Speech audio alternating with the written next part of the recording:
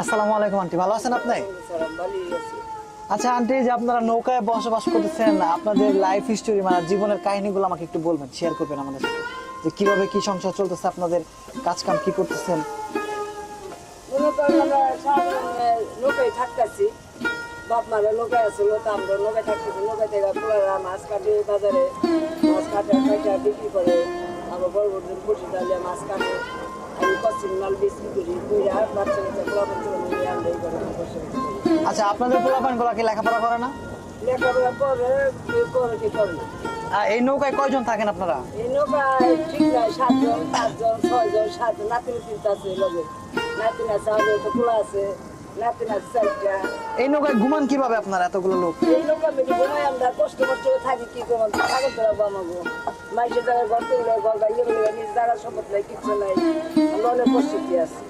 মানে সয় সম্পত্তি বাপ দাদাকে আগে কোনো সয় সম্পত্তি ছিল না? বাপ মা সরে করে বাপ মা মারা জানে, সরকার সম্পত্তি দিয়ে করেনি।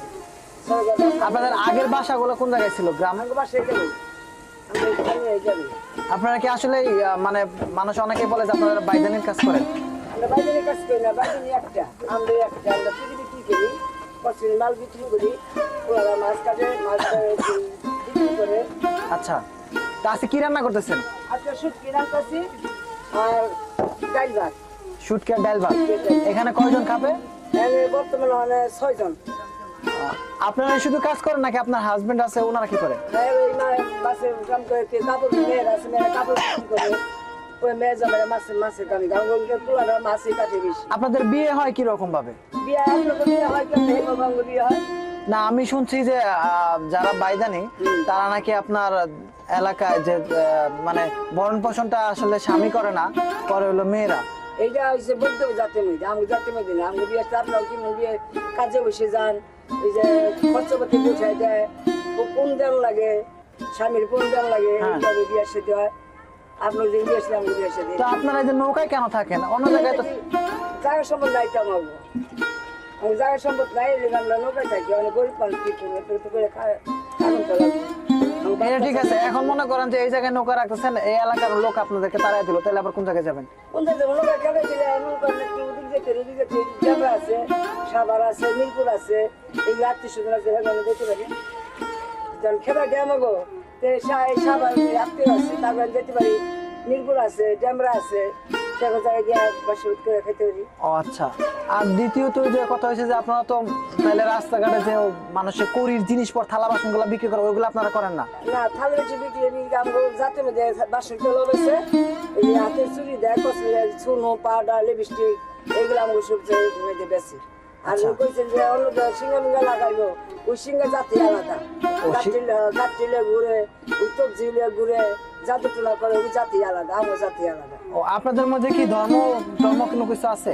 না, আমি ধর্ম তুমি আপনারা সবাই মুসলমান? আমি সব মুসলমান। আচ্ছা, আমার রোজা নামাজ সবই করি, রোজা করি, নামাজে করি, কোরবানি দিই। তাই? হ্যাঁ। কিন্তু আপনারা এই যে খানা যে এতগুলো লোকের মধ্যে এত কষ্ট করে থাকেন, এই বিষয়ে আপনারা কাউকে কিছু বলেন নাই বা সরকারের কাছে কোনো কিছু বলেন নাই? আপনার মতো অনেক মানুষ নিছে, অনেক কিছু আমরা পাইনি, কিছুই বলেন নাই? কিছু পাইনি।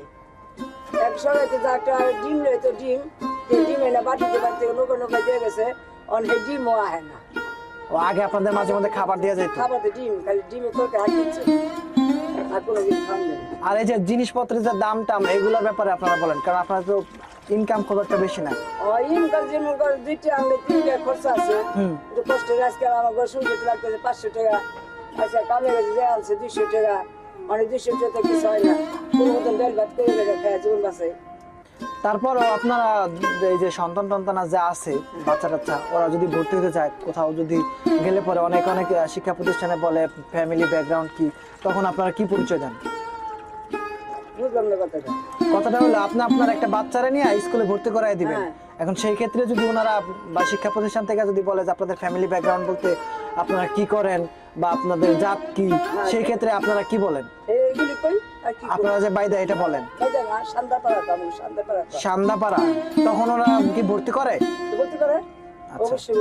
আমার নাতির ভর্তি লেখাপড়া করতেছে, নাতির লেখাপড়া করতে। আর আপনাদের এইটার ইয়েতে নাকি আর একটা রেওয়াজ আছে, যেটা জানি যে আসলে মেয়েরা কাজ করে আর ছেলেদেরকে বসে খাওয়ায়। চাকরি করে, ছেলেরও চাকরি করে, লেখাপড়া করে বাজার মাছও কাটি। আচ্ছা এটাই মানে দুইটা মিলাই করা হয় আর কি। কিন্তু আমি অনেক জায়গায় শুনছি যে যারা অরিজিনালি আসলে বাইদার ওরা নাকি ছেলেদেরকে বাসায় বসে রাখে বা নৌকায় বসে রাখে, মেয়েরা কাজে যায়, এটার কারণ কি? এরকম বলে বলতো না, ওরা জাতি একটা আলাদা, ওরা জাতি আলাদা। যে স্বামীরাও কাম করে, পুয়ারাও কাম করে, মেয়েরও কাম করে। আর সবাই তো তবিলে কুলাইছে, আপনার পরিবারকে বসে খাওয়াইতেছেন। এই যে মনে করেন এই বয়স আর চাকরি করতে পারতেছে না, কোনো কাজ করতে না। আপনার খালু, আপনার ভাইয়েরা কাম করে যেমন খাওয়ান দিচ্ছে, আমি পাক করতেছি, পাকতে পোলামনা খেতেছি, অত আমি পুরা হয়ে গেছি, কিন্তু যেতেনি না। এরকম হয়। আপনাদের চিকিৎসা কিভাবে করেন? চিকিৎসা ডাক্তারের যায়, ডাক্তার এসে চিকিৎসা করি, টাকা পয়সা দেয়। আচ্ছা, এমনি কোনো সরকার থেকে কোনো লোন টোন দেয় না আপনাদের? লোন টোন দেয় না, আমি কিস্তি হিসেবে লোন দেয় চলি। না, ওইটা তো ব্যাংকের, কিন্তু আপনাদের এই যে কি বলে ইউনিয়ন পরিষদ থেকে চেয়ারম্যান মেম্বার টেম্বার যে আপনাদেরকে সরকার থেকে যে একটা আছে, ওইগুলা কিছু দেয় না আপনাদের গরিব হিসেবে? কিচ্ছু দেয় না। কেন, গরিবদেরকেও অনেক ভাতা দেয়, বয়স্ক ভাতা গরিবের কথা অনেক নেয়, নিলে কিন্তু আমরা পাই না। পান না? না, নদী যে আপনি আইছেন, একটা কথা করে নিতে আসছেন গা, এই কথা নেই, টাকা মধ্যে দিয়েছেন, কিছু টাকা আপনি দিয়েছেন, আপনি কিন্তু আমি দিতেছেন। আচ্ছা, এরকম হইতেছে। বুঝতে পারছি। ঠিক আছে, ধন্যবাদ আন্টি, আপনার সাথে কথা বলে ভালো লাগলো। তবে এইখানে এতগুলো লোক একসাথে থাকা আমার কাছে মানে নদীর মাঝে ঠিক আছে, মাঝে মধ্যে তো ঝড় বৃষ্টি তুফান আসে, নৌকা এদিকে ওদিকে করে, তখন সেই ক্ষেত্রে আপনারা কি করেন? থাকি, কোনো কষ্ট হয়ে কি করবো, থাকা তো লাগবে। এতগুলো জিনিস একসাথে রেখে দিচ্ছেন, তারপর আবার ঘুমান। 5-6 জন মানুষ থাকে, নাতি 4টা, নাতির সময় থাকে, সময় থাকে না। যখন একটা ছেলে মেয়ের বিয়ে হয় সেই ক্ষেত্রে আপনারা কি করেন?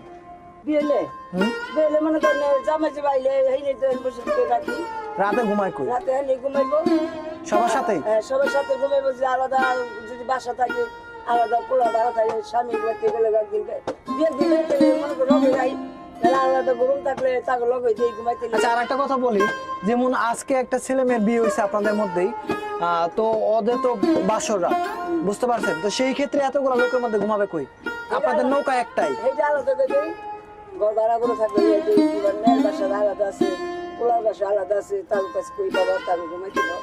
মনে কর বড় চোখে খাটের আছে, নিচে কে ঘুমায়, কেউ কাঠে মেরে ঘুমায়। বুঝতে পারছি আপনাদের করুণ অবস্থা।